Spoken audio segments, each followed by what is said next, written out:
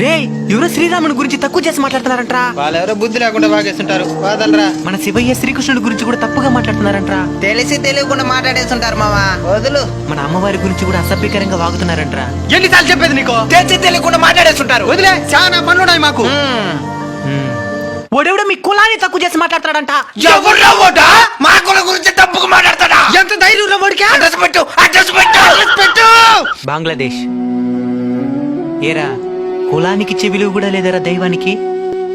బంగ్లాదేశ్ లో హిందువుల పరిస్థితి చూసి కూడా ఇంకా బుద్ధి రాలేదా? అక్కడ నీది ఏ కులం అని అడగడం లేదు. నువ్వు హిందువు అయితే చాలు మారణ హోమ సృష్టిస్తున్నారు. కులగజ్జితో కళ్ళు మూసుకుపోతే ఏదో ఒకరోజు మన తల కూడా తెగిపడక తప్పదు.